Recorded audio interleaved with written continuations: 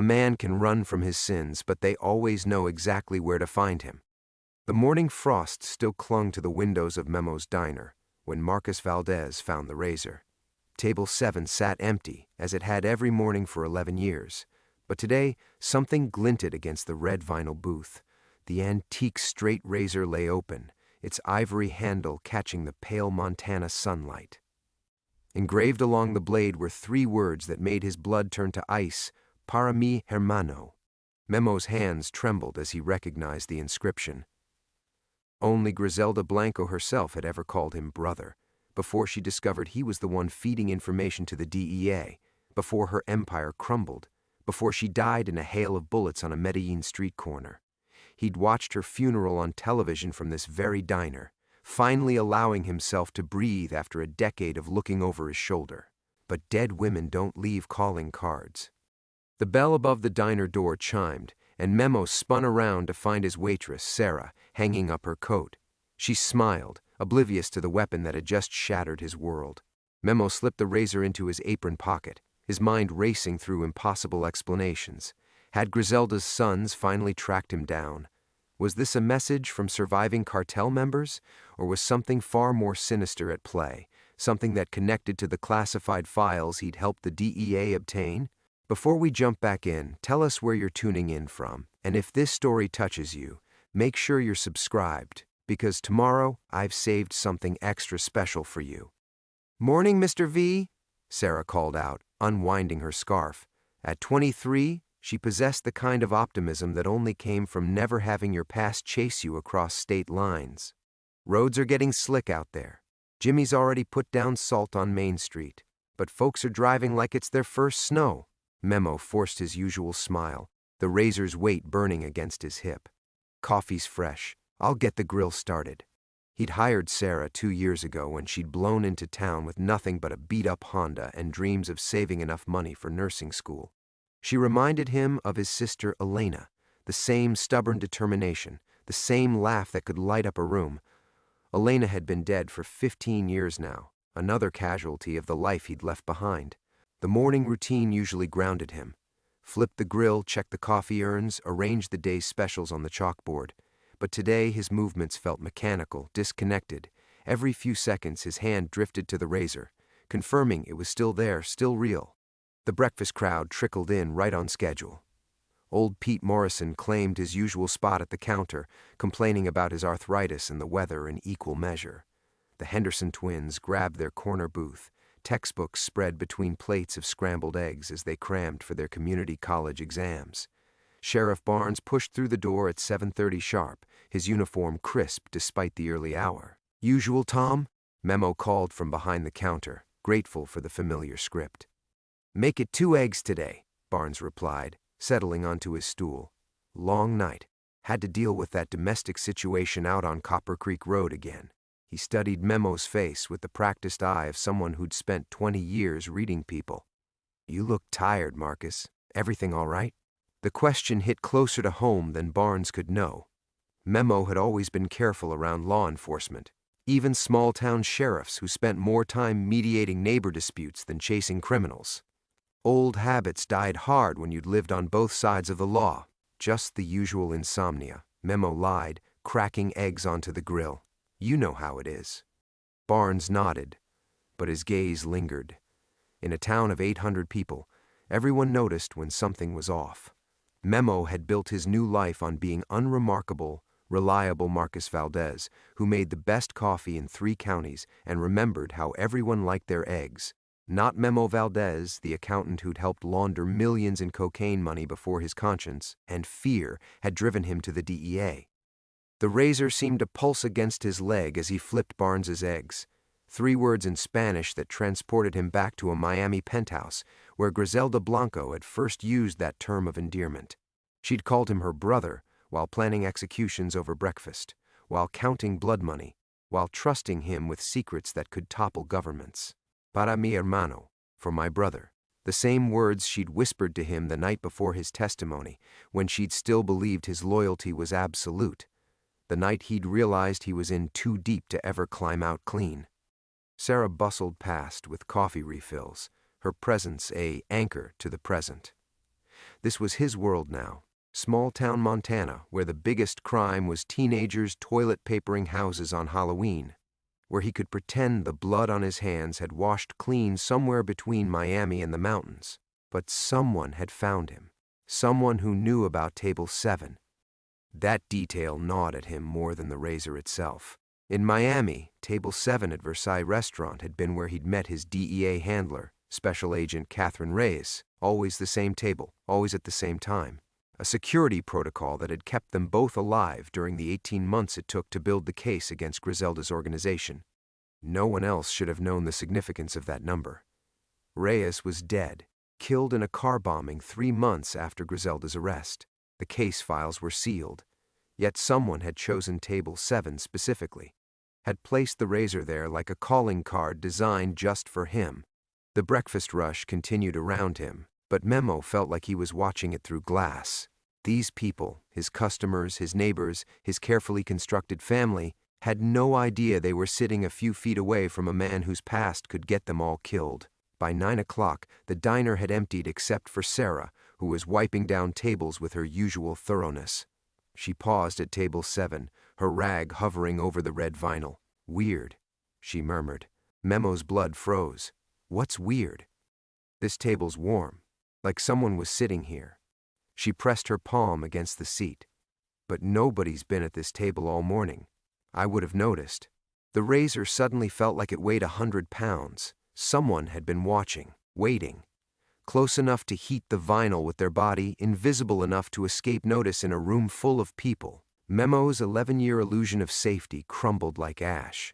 They weren't just coming for him. They were already here. Memo's hand trembled as he reached for the coffee pot, the porcelain handle slick with his suddenly sweating palm. Probably just the heating vent, he managed, his voice sounding foreign to his own ears. Sometimes the air circulation gets wonky in this old building. Sarah shrugged, accepting the explanation with the easy trust that small-town life fostered. She moved on to the next table, humming something under her breath. A Taylor Swift song, probably. The kind of music that belonged to a world where your biggest worry was a broken heart, not a broken cover. Memo watched her work, memorizing the way she tucked a strand of auburn hair behind her ear when she concentrated, the unconscious grace of someone who'd never had to look over their shoulder. In 2 hours, he'd become acutely aware of everything he stood to lose, not just his life, but theirs. All the innocent people who'd wandered into his orbit without knowing they were dancing around a loaded gun. The lunch prep gave his hands something to do while his mind raced. Chopping onions for the day's special, meatloaf with gravy, comfort food for a town where comfort was still possible. The knife work was meditative, precise, a skill that served him well in the kitchen, though he'd learned it in darker places for darker purposes. Some muscle memory never faded. "You ever think about leaving here?" Sarah asked suddenly, startling him from his thoughts. She was restocking napkin dispensers, her back to him, but he caught something wistful in her tone. The question hit him like a physical blow. Leaving. The word that had defined the first half of his life, always running, always looking for the next safe harbor. He'd thought those days were over. "This is home," he said carefully. "Why would I want to leave?" "I don't know." She turned, leaning against the counter with that particular restlessness of youth. "Sometimes I feel like I'm disappearing here, you know? Like I could vanish tomorrow and the only thing that would change is who makes the coffee." Memo's chest tightened. She had no idea how prophetic her words were, how easily someone could vanish when the wrong people came looking. "You're not disappearing, Sarah. You're building something. The nursing program, your savings. I know. She waved him off, but her smile was grateful. "It's just, don't you ever miss the excitement? The unexpected?" If only she knew. Memo had lived on adrenaline and terror for so long that the quiet rhythms of Millfield had felt like resurrection. The predictability she found stifling had been his salvation, until this morning. "Excitement's overrated," he said. "Trust me on that." The bell above the door chimed, and Doc Mitchell shuffled in, bringing the smell of antiseptic and winter air. At 72, he was the closest thing the town had to a patriarch, delivering babies and patching up ranchers with equal skill. He'd been the one to set Memo's broken ribs during his second week in town. A fall down the stairs that was really the lingering gift of Miami enforcers who'd caught up with him in Phoenix. Afternoon, Marcus. Sarah. Doc claimed his usual stool, arthritic fingers already reaching for the sugar dispenser. Heard we might get another 6 inches tonight. Mrs. Patterson's hip is acting up something fierce, always does before a storm. The conversation flowed around predictable channels: weather, gossip, the eternal debate over whether the high school needed a new gymnasium. Normal talk for normal people living normal lives. But Memo found himself cataloging details with the paranoid precision that had kept him alive in Miami. Exit routes, sight lines, who was sitting where and why, old habits, survival instincts that 11 years of peace hadn't managed to kill.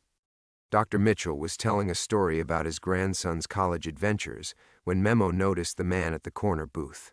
Not a regular. Memo knew every face in town, every order, every quirk. This guy was maybe 40. Dark hair, wearing a flannel shirt that looked too new, too carefully chosen to blend in. He'd ordered coffee and pie but hadn't touched either, just sat there reading a newspaper while his eyes tracked every movement in the diner. Memo's blood turned to ice water. Professional surveillance. The kind he'd been trained to spot in another lifetime, when knowing the difference between a tale and a coincidence could mean the difference between breathing and becoming fish food in Biscayne Bay. The man looked up from his paper, and for one terrifying second their eyes met. The stranger's face was utterly neutral, giving away nothing.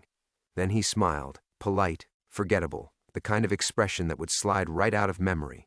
Except Memo never forgot a face that was trying too hard to be forgotten. The stranger dropped a $5 bill on the table, stood, and walked out. No rush, no drama, professional to the end. Memo's carefully constructed world was dissolving like sugar in rain, and there wasn't a damn thing he could do to stop it. Memo forced himself to count to 30 before moving toward the corner booth, his legs feeling like lead. The newspaper lay folded on the table. USA Today, nothing local, nothing that would give away where the man had come from. The coffee cup still radiated warmth, and the apple pie sat untouched, a perfect wedge with the fork positioned just so. Too perfect, like a stage prop. "Everything okay, Mr. V?" Sarah's voice seemed to come from underwater. "Fine," he managed, though his hands were shaking as he cleared the table. Under the newspaper, pressed against the red vinyl, was a single business card. Plain white stock, no company logo or fancy printing. Just 10 digits written in blue ink. A phone number he'd memorized 23 years ago and tried desperately to forget. The DEA field office in Miami. Catherine Reyes's direct line. But Catherine was dead. Had been dead for over a decade. Memo had sent flowers to her funeral from a Safe Mart in Billings, signing the card with his real name for the first and last time since entering witness protection. She'd taken a car bomb meant for him. Everyone knew it, but no one could prove it. The card burned in his palm like a live coal. Someone was playing games, and the rules were written in blood he'd thought was long dry. "Doc, I need to run to the bank real quick," Memo called out, proud of how steady his voice sounded. "Sarah, can you hold down the fort for 20 minutes? "Sure thing." She was already reaching for the coffee pot, efficiency in motion. "Take your time." Memo grabbed his coat and stepped into the bitter February air, the cold hitting his lungs like a slap. Main Street stretched before him, postcard perfect with its Victorian storefronts and snow-dusted awnings. A Norman Rockwell painting where nothing bad ever happened, and the biggest scandal was who was sleeping with whose spouse. But the watchers were here now.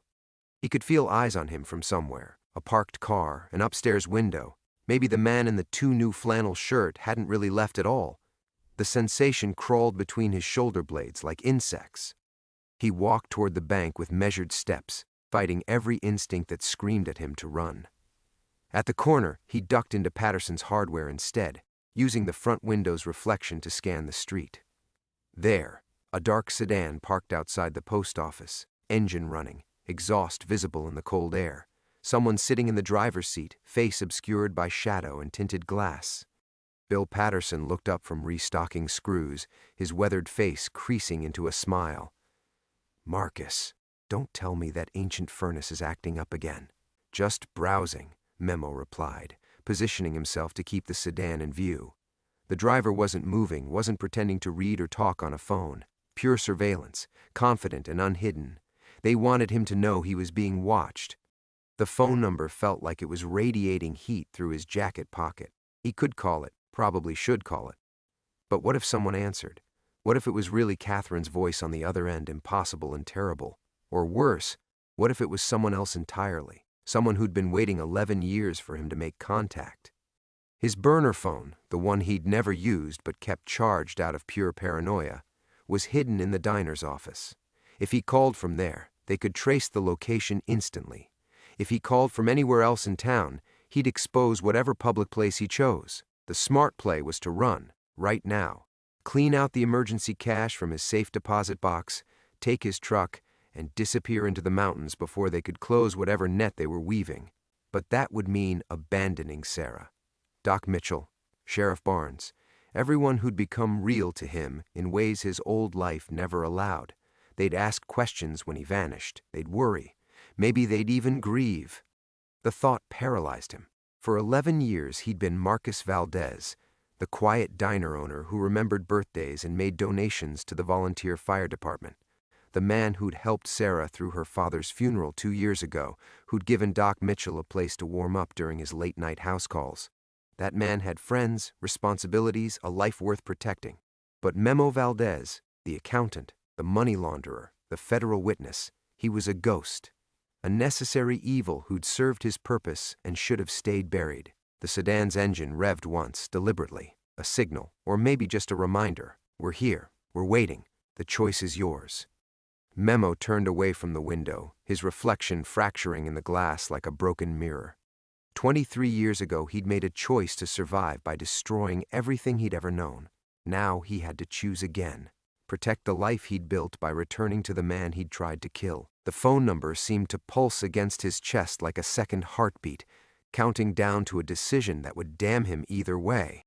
Memo stood frozen in Patterson's Hardware, the business card burning against his chest while his reflection stared back from the window, fractured, distorted, like the life he'd tried so hard to piece together.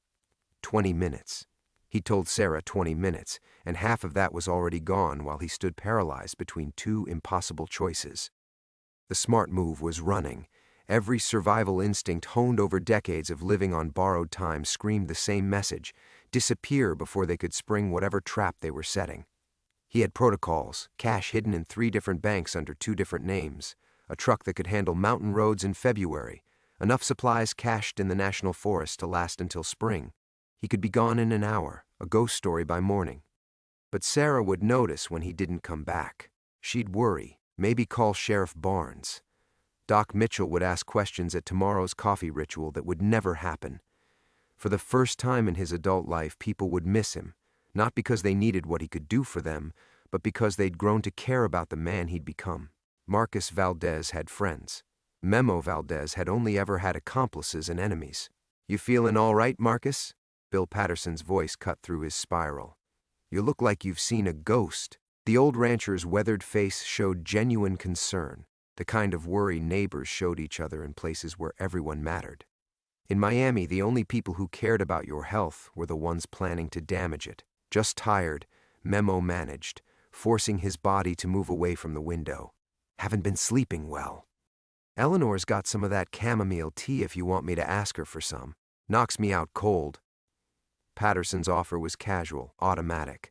The kind of small kindness that happened a dozen times a day in Millfield, invisible gestures that had slowly taught Memo what normal people's lives looked like. The sedan was still there when Memo glanced back, patient as a predator. They weren't hiding anymore, weren't pretending this was coincidence. The message was clear: we found you, we're watching, and we're not going anywhere. His hands trembled as he picked up a random box of wood screws, something to justify his presence while his mind raced through possibilities. Maybe it wasn't about Griselda at all. Maybe the government had decided he knew too much about other operations, other players who were still breathing. The cartel money he'd helped launder had tentacles reaching into legitimate businesses, political campaigns, law enforcement agencies. Loose ends had a way of becoming liabilities when the wrong people got nervous. Or maybe someone had finally connected the dots between Memo Valdez, the federal witness, and Marcus Valdez, the diner owner. 11 years of careful construction could unravel in a single afternoon if the wrong database got cross-referenced. if some ambitious analyst decided to run facial recognition on small-town business licenses. The worst possibility was the simplest: Griselda herself. Federal prison wasn't the fortress people imagined, especially when you had the resources and connections of a cocaine queen. Orders could flow out through visitors, lawyers, corrupted guards. Money could reach anyone, anywhere, if you were patient enough and creative enough. And if there was one thing Griselda Blanco understood better than anyone, it was patience and creativity when it came to revenge. Marcus? Patterson was looking at him strangely. You've been staring at that box for 5 minutes. Memo blinked, realizing he'd been crushing the cardboard container in his grip. Sorry, my mind was somewhere else. I'll bet. You know, if something's troubling you, really troubling you, Doc Mitchell's not just good with broken bones. Man's got a way of listening that makes problems feel smaller. Helped me through some dark times after my Mary passed. The offer hit Memo like a physical blow. In his old life, problems got solved with bullets or bribes, never conversation.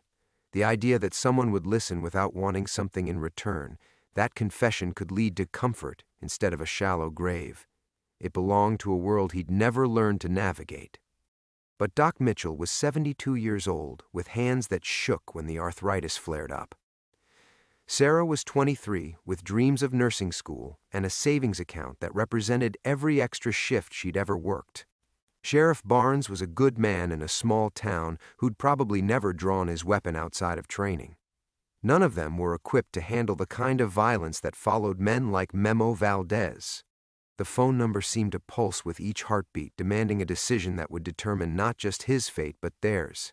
Call it, and he'd be admitting Marcus Valdez was a lie. Ignore it, and they'd escalate, whoever they were, whatever they wanted. In his experience, people who made grand gestures with antique razors and impossible phone numbers didn't simply give up and go home. Through the window, the sedan's exhaust continued to paint the cold air white.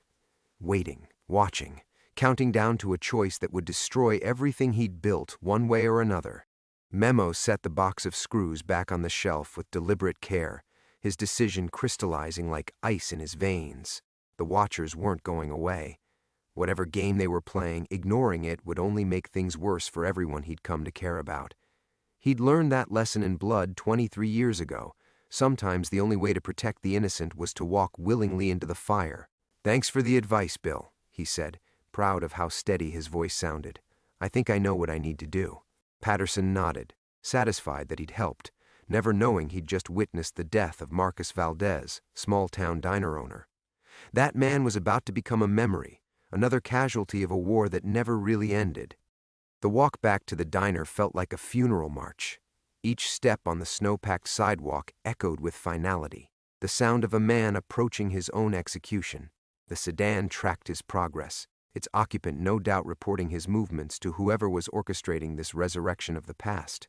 By tonight, people in Miami, Medellin, maybe Washington, D.C. would know that Memo Valdez had surfaced. The diner's warmth hit him like an accusation when he pushed through the door. This was sanctuary, the closest thing to peace he'd ever known, and he was about to poison it with everything he'd tried to leave behind. "How was the bank?" Sarah called from behind the counter, her smile bright and trusting. She'd pulled her hair back into a ponytail, revealing the small scar on her neck from a childhood accident she'd told him about last Christmas. She'd shared that story like it mattered, like her past was something precious instead of something to escape. "Fine," he lied, hanging his coat on the hook by the office door. "Everything's fine," but his hands betrayed him, shaking as he reached for the coffee pot. Sarah noticed. She always noticed things like that. It was what would make her a good nurse someday, if she lived long enough to see that dream. "Mr. V, you sure you're okay? You look—" "I need to make a phone call," he interrupted, more sharply than he intended. "Private business. Can you watch the front for a few minutes?" Her expression shifted from concern to puzzlement, but she nodded. In the 11 years since he'd opened this place, he'd never asked her to cover for personal business during the day, never received calls that couldn't wait until evening. Marcus Valdez lived a life of scheduled simplicity, everything planned and predictable. The office felt like a confessional as he closed the door behind him. His emergency phone sat in the bottom drawer of his desk, nestled between a loaded .38 revolver and $20,000 in cash, the last remnants of his old life that he'd never quite been able to abandon. His hands remembered the weight of the weapon, the comfort and terror it represented. The business card felt impossibly light between his fingers as he dialed the 10 digits that had once been his lifeline to the federal government. Each number was an admission, a step backward into the darkness he'd crawled out of. The phone rang once, twice. "You took longer than I expected." The voice that answered wasn't Catherine Reyes. It was male, calm, with the kind of careful neutrality that came from years of intelligence work. "But you made the right choice." Memo's throat felt lined with sand. "Who is this?" "Someone who's been keeping you alive for the past 11 years. We need to meet." "We?" "The people who matter. Tonight, after you close. We'll be in touch with location details." The line went quiet for a moment, then, "Oh, and Valdez?" "Don't even think about running. We've got eyes on everyone you care about. The girl, the old doctor, even Sheriff Barnes. One wrong move, and they start paying for your sins." The connection died, leaving Memo alone with the magnitude of what he'd just triggered. No going back now. The hunters had found him, and the only way forward was through whatever trap they'd prepared. He'd made his choice, not to save himself, but to keep the people of Millfield from becoming collateral damage in a war they'd never signed up for. He slipped the .38 into his jacket pocket, the familiar weight both comforting and damning. Marcus Valdez, the man who solved problems with coffee and conversation, was gone. What walked out of that office was older, harder, a ghost returning to life to face whatever judgment awaited. The threshold had been crossed. The only question now was how many people would die before this was over. The rest of the day crawled by like a death sentence being carried out in slow motion. Memo moved through the familiar rhythms of running the diner, refilling coffee, taking orders, making small talk. But everything felt hollow, performative. He was an actor playing Marcus Valdez one last time, and the performance was killing him. Sarah kept shooting him worried glances. Doc Mitchell arrived for his usual afternoon coffee and lingered longer than normal, his sharp eyes taking inventory of Memo's pale complexion and trembling hands. Even the regular customers seemed to sense something off. Conversations felt stilted, smiles forced. The easy warmth that normally filled the diner had curdled into something anxious and uncertain. The sedan remained parked outside until 3 o'clock, then disappeared as suddenly as it had arrived. But Memo could feel other eyes on him now, watching from different angles. A woman in hiking gear who nursed the same cup of tea for 2 hours while reading the same page of her book. A utility worker who spent an unusually long time checking power lines across the street. A trucker who kept glancing through the window while pumping gas next door. They weren't even trying to be subtle anymore. The message was clear: we own this space now, and everyone in it. At 5:30, Memo began the closing routine with mechanical precision. Sarah had left an hour early for a study group, but not before cornering him by the register. "Something's wrong," she'd said, her young face creased with concern that made his chest ache. "I don't know what it is, but whatever you're dealing with, you don't have to handle it alone. People here care about you." He'd wanted to tell her the truth then, wanted to explain that caring about him was the most dangerous thing she could do. Instead, he'd managed a reassuring smile and promised everything would be fine. Another lie in a day full of them. Doc Mitchell had been harder to fool. The old physician had planted himself at the counter as closing time approached, nursing his coffee with the patience of someone who'd spent decades reading people's pain. "Marcus," he'd said finally, "I've seen that look before. On soldiers coming back from places they couldn't talk about. On patients who'd received test results they weren't ready to hear. A man gets that expression when he's staring at something that's going to change everything." The temptation to confess had been overwhelming. Doc Mitchell had steady hands and a steady heart, the kind of man who might understand the impossible choices that survival sometimes demanded. But understanding wouldn't stop a bullet, and bullets were coming. Memo could feel them gathering like storm clouds on the horizon. "Just some business decisions weighing on me," he'd said, hating himself for the deception. "Nothing that won't sort itself out." Now, alone with the silence and the smell of cooling grease, Memo locked the front door and flipped the sign to "closed." The familiar routine felt like preparing for his own funeral. He'd built this life one careful day at a time, and now he was dismantling it with the same methodical precision.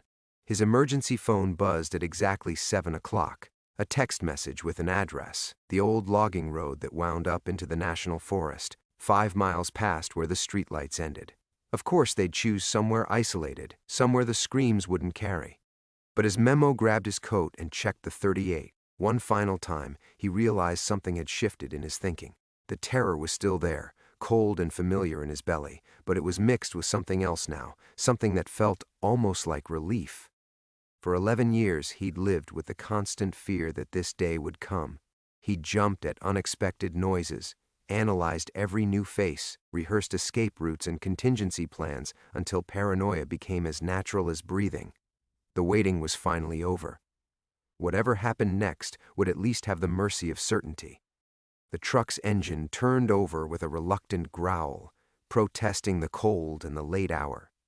As Memo pulled onto Main Street, he caught a glimpse of his reflection in the side mirror, haggard, hollow-eyed, already looking more like the man he'd been than the man he'd become.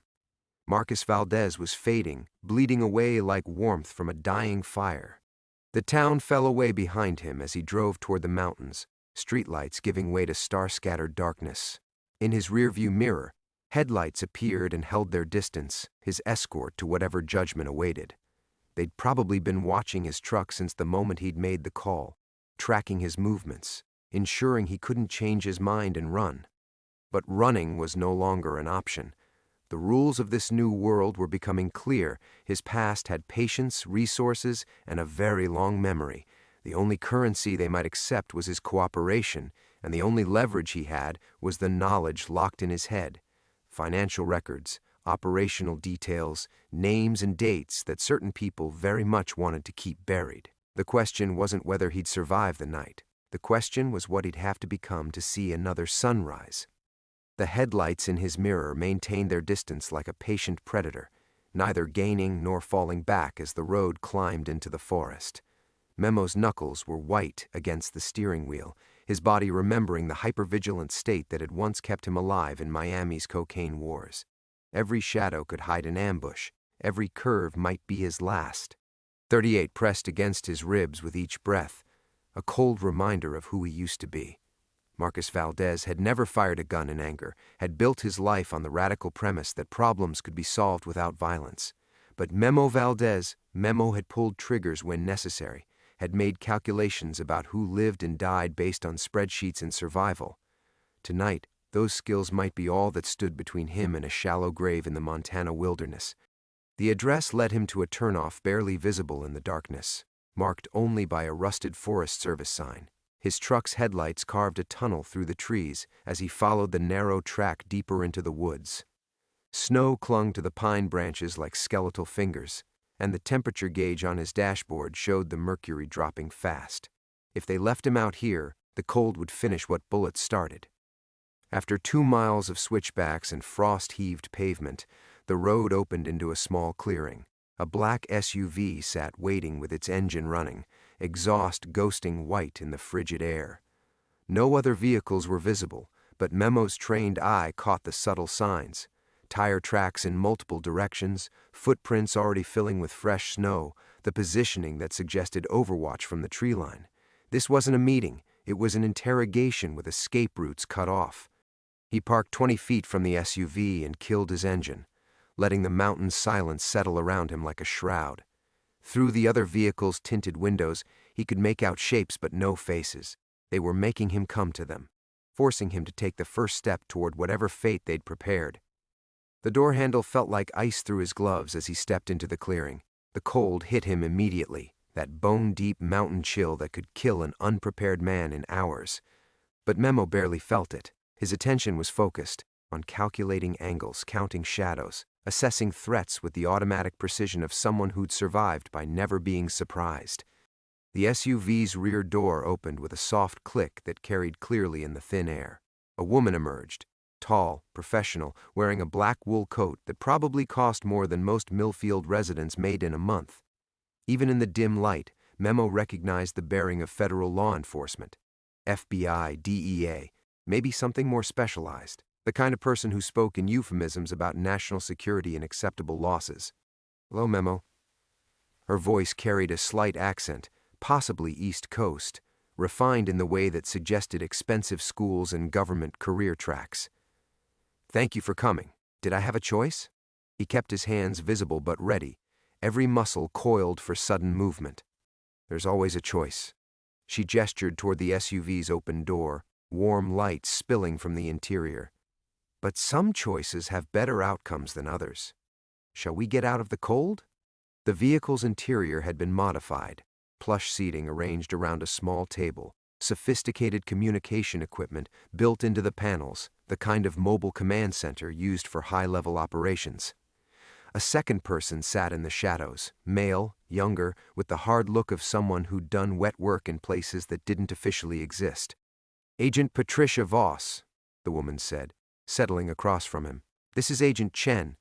We're with a task force that's taken a special interest in your situation." Memo remained standing, one hand near his jacket pocket. "Which situation would that be? The one where I testified against Griselda Blanco 23 years ago, or the one where I've been Marcus Valdez for the past 11 years? "Both, actually, and several others you're not aware of." Voss opened a manila folder, extracting a photograph that made Memo's blood freeze. It showed him walking into the hardware store that morning, but the image was crystal clear despite the distance and weather. Professional surveillance, the kind that took resources and planning. "We've been watching you for a very long time, Memo. Protecting you, in fact. Protecting me from what?" "From the people who put that razor on your table yesterday." Chen spoke for the first time, his voice carrying the flat affect of someone accustomed to delivering bad news. "The same people who've been hunting you since the day you disappeared from witness protection." The words hit like physical blows. Memo sank into the seat across from them, his carefully constructed reality crumbling with each revelation. "Witness protection said I was clear. They said Griselda's network was finished. We said what we needed to say to keep you functional." Voss leaned forward, her expression almost sympathetic. "The truth is more complicated, and as of yesterday, much more dangerous." The temperature inside the SUV suddenly felt arctic despite the running heater. Memo's hands went numb, but not from cold, from the realization that everything he'd believed about his safety, his new life, his careful redemption, had been built on lies. More complicated how? His voice came out as a whisper. Voss extracted another photograph from the folder. This one showed a woman Memo had hoped never to see again. Tall, elegant, with predator's eyes that had haunted his nightmares for over 2 decades. But the image was recent, the clothing contemporary, the background showing a Miami street he recognized. "Carmen Vega," Voss said. "Griselda's lieutenant, the one who was supposed to have died in that warehouse fire in 02. Memo's world tilted. Carmen had been Griselda's enforcer, her personal executioner, the woman who turned torture into an art form. She'd been the primary target of his testimony, the one he'd provided financial evidence against that should have guaranteed a life sentence. "The fire, I saw the reports. DNA confirmation. Falsified." Chen's voice cut through Memo's shock like a blade. "She bought her death for $8 million and a new face. We've been tracking her for 15 years, watching her rebuild what you helped us tear down." The straight razor, the engraving, the table placement.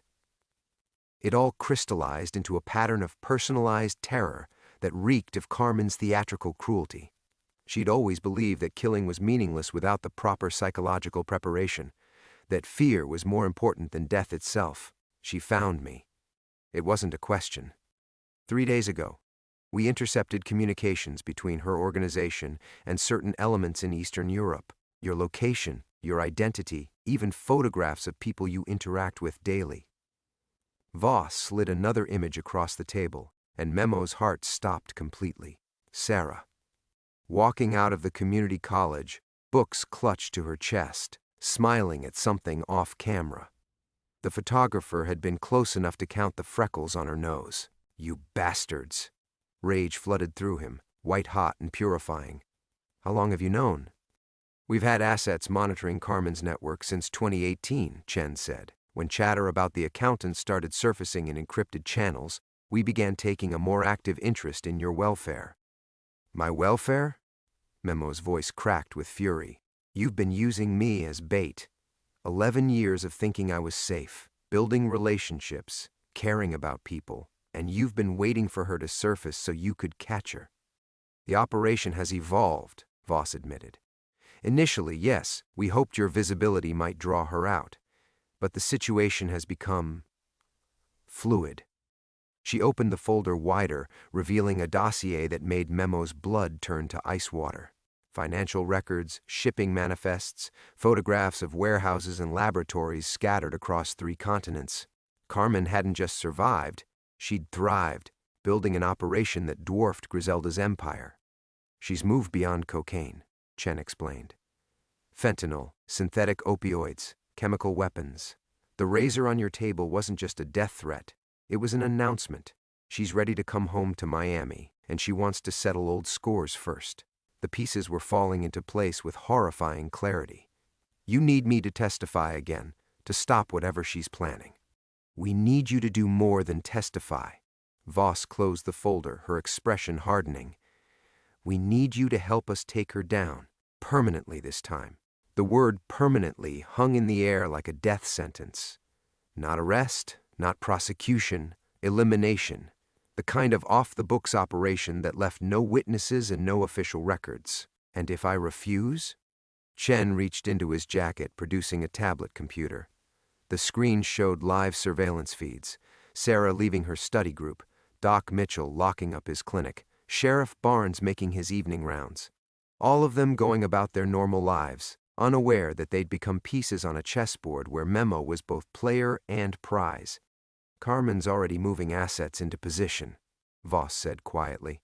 She'll be here within 48 hours, and she won't come alone. Your choice isn't whether to help us, it's whether you want these people to die quickly or slowly. The SUV felt like a coffin, the forest pressing in from all sides. 11 years of careful distance, of building walls between Marcus Valdez and the blood-soaked world of Memo's past, had crumbled in minutes. The government agents across from him weren't offering salvation. They were demanding he become the killer he'd once been, but this time with official sanction. What do you want me to do? Help us set a trap, Voss said.